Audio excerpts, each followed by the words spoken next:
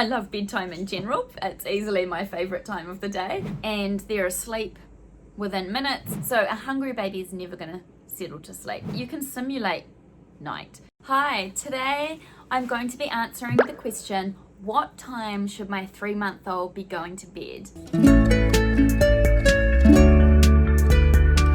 So every week on our Insta stories, we ask you what your sleep questions are. We pick one of those, we make a video to answer it, and we pop it on our YouTube channel. I actually love talking about bedtime. I love bedtime in general. It's easily my favourite time of the day, because in our family, bedtime is obviously when the kids go to bed. I know that they're going to be getting a really nice long restorative sleep, and then it becomes a time too for us as adults to have some adult time. So my kids go to bed, my kids are a bit older, so my kids are 4, 7 and 9, and they go to bed at 7:30 every night, even the 9-year-old, and they're asleep within minutes, and they sleep through to about 6:37 the next morning.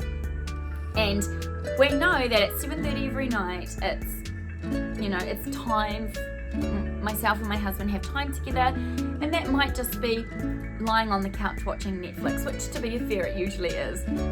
But also if we wanted to make plans, we know we've got a really reliable time that we can do that, sort of at 7:30 or after 7:30.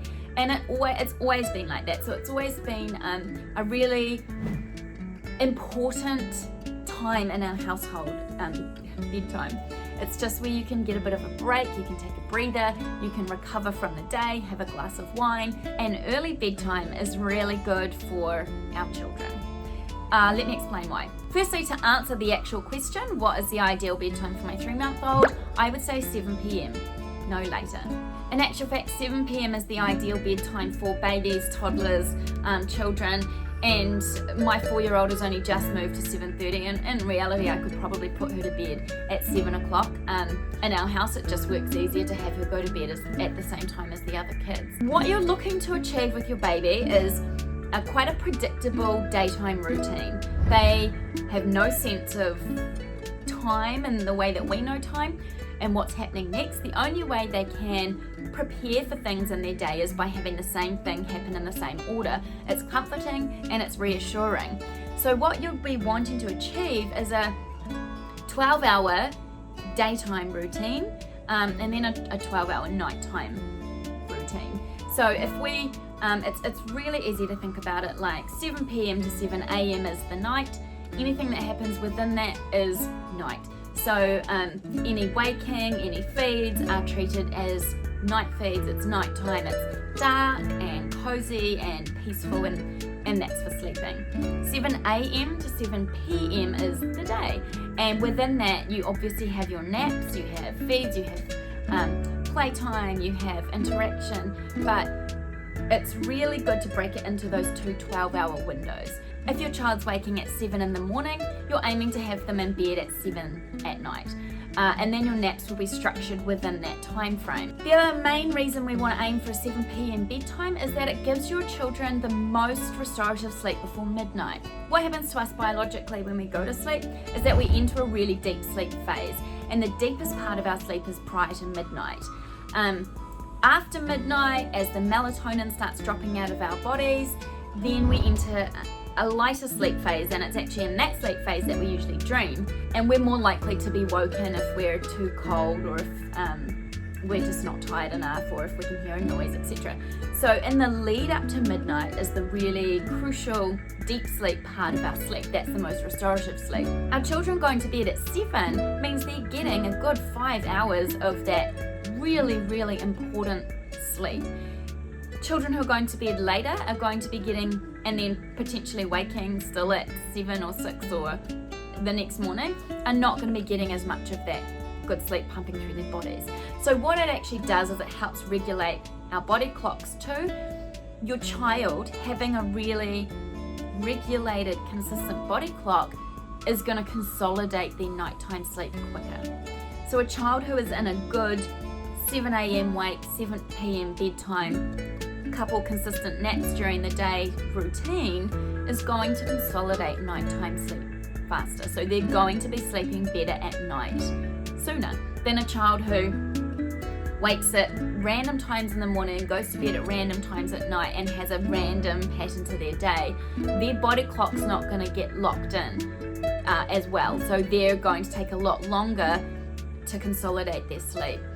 So 7 p.m. bedtime is the perfect bedtime, but what I'm going to say is don't be scared to make bedtime earlier.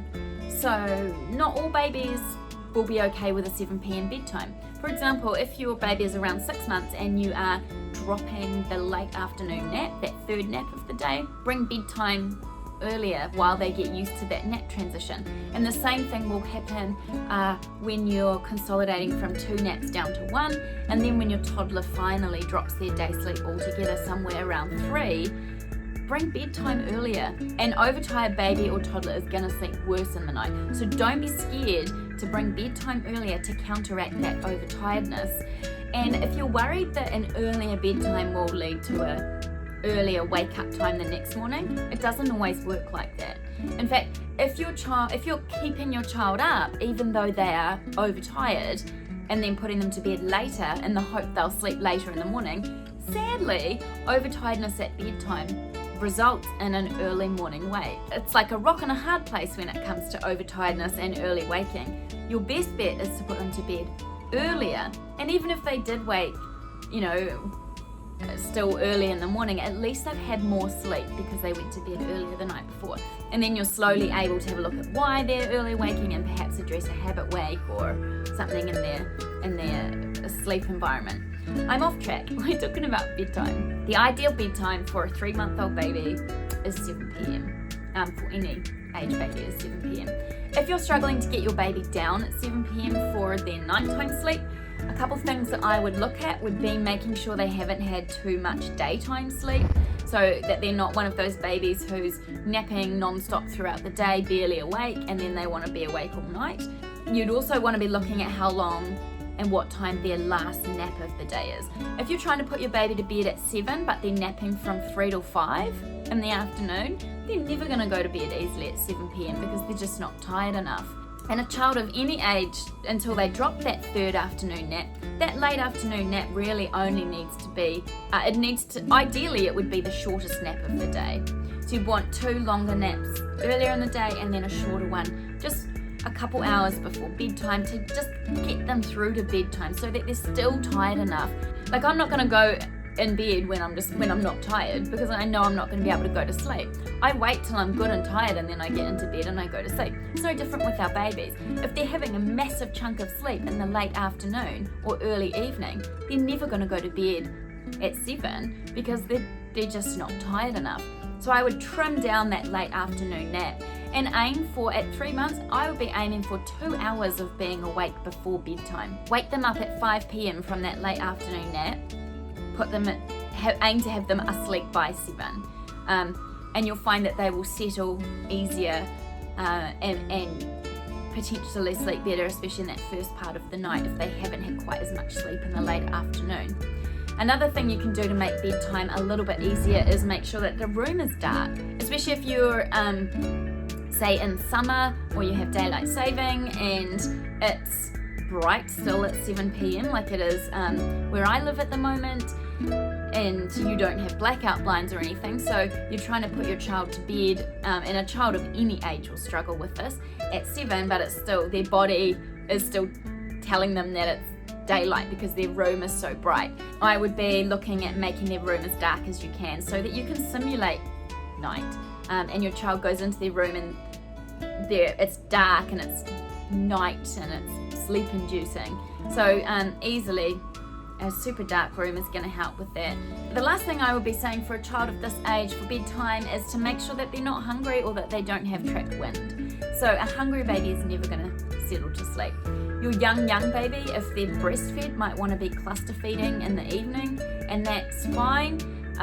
They're just making sure that they're filling themselves up to hopefully do a nice long stretch of sleep in that first part of the night.